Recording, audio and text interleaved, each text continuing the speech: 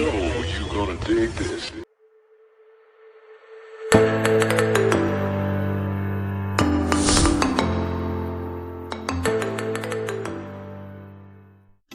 Assalamualaikum warahmatullahi wabarakatuh.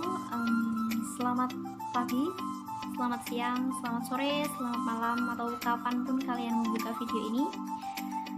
Selamat datang di video saya. Sebelumnya perkenalkan, nama saya Rahmatul Khair. Saya adalah mahasiswi IAIN Ponorogo, Fakultas Tarbiyah dan Ilmu Keguruan. Saya mengambil jurusan Tadris Ilmu Pengetahuan Sosial. Sekarang saya berada di semester 4. Saya berada di kelas B. Di sini saya akan membahas atau menyampaikan hasil review dari kelompok kami pada mata kuliah historiografi tentang buku Babad Diponegoro. Babad Diponegoro sudah banyak yang kenal, sudah banyak yang dengar pastinya, dan sudah terlalu fenomenal ya. Babad Diponegoro, sedikit pengenalan bahwasanya Babad Diponegoro ini merupakan historiografi tradisional, di mana penulisannya itu berupa tembang. Jadi kita membaca buku Babad Diponegoro itu seakan-akan kita menembang, seperti itu. Babad Diponegoro ini berkisah tentang apa sih? Babad Diponegoro ini berkisah atau bercerita tentang Pangeran Diponegoro sejak kelahirannya sampai dengan perjuangannya melawan penjajah. Penjajah di sini tuh dominannya ke Belanda ya. Pangeran Diponegoro ini seorang bangsawan yang terlahir di Yogyakarta dari pasangan Sultan Hamengkubuwono yang ketiga dengan Raden Ajeng Mangkarawati. Dengan nama kecil Raden Mas Ontowiryo. Setelah dewasa bergelar Kanjeng Sultan Abdul Hamid Heru Cakra, dan setelah bermasyarakat memiliki gelar dari pengikutnya itu sebagai Ratu Adil. Pangeran Diponegoro itu tidak suka dengan Belanda karena dianggap mengurusi atau ikut campur mengurusi urusan kerajaan. Dan puncak kemarahan Pangeran Diponegoro itu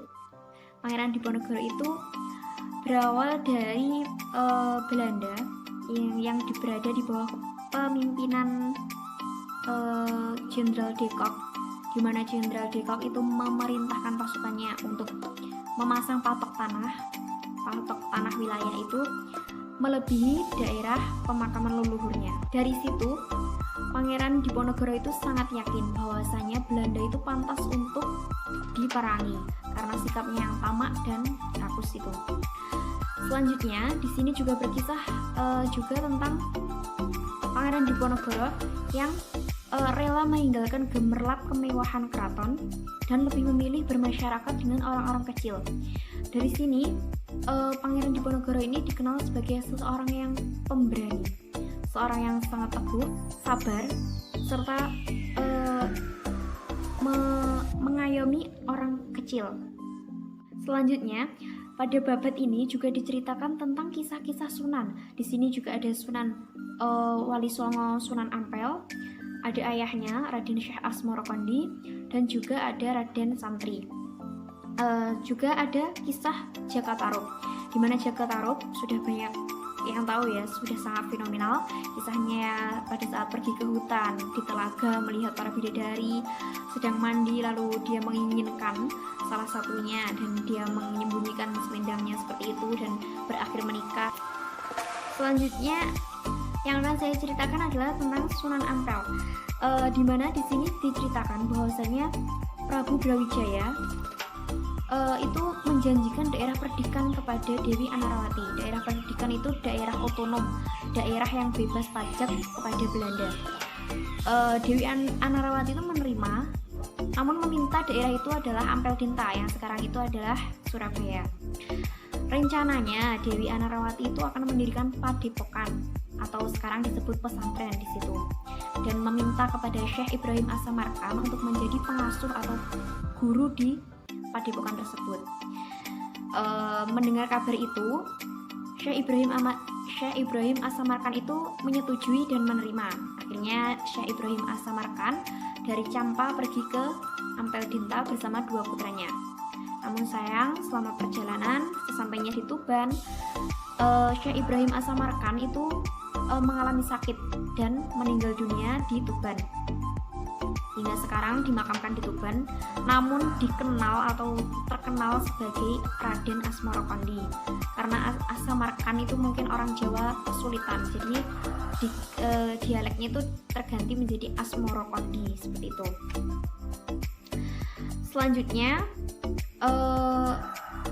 setelah meninggalnya Syekh Ibrahim As-Samarkand, dua putranya tetap meneruskan perjalanan ke Ampel Tinta. Sampainya di sana bertemu dengan Dewi Anarawati, menceritakan perjalanannya, dan Dewi Anarawati merasa sedih karena mengapa kok orang yang ditunjuk sebagai guru di padepokannya ternyata lebih cepat pergi atau bertemu atau kembali ke Tuhannya.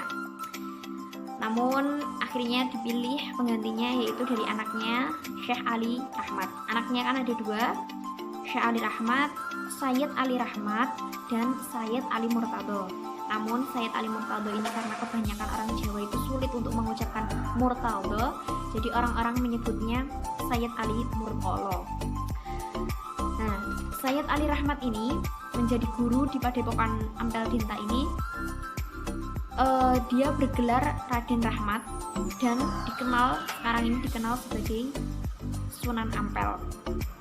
Dan Sayyid Ali Murtado atau Sayyid Ali Murtolo itu tadi, Sayyid Ali Murtado atau Sayyid Ali Murtolo itu tadi bergelar Raden Santri.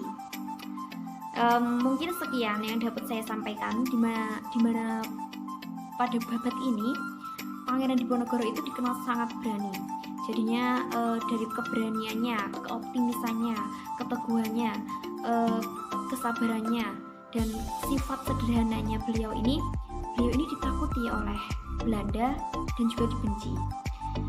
Namun dengan jiwa optimis untuk memerangi penjajah Belanda, Pangeran Diponegoro pun mengalami kemenangan. Mungkin sekian yang dapat saya sampaikan. Memang banyak sekali kekurangan. Semoga bermanfaat, semoga berkah bagi saya maupun bagi semua teman-teman atau penonton. Akhirul kalam. Wassalamualaikum warahmatullahi wabarakatuh.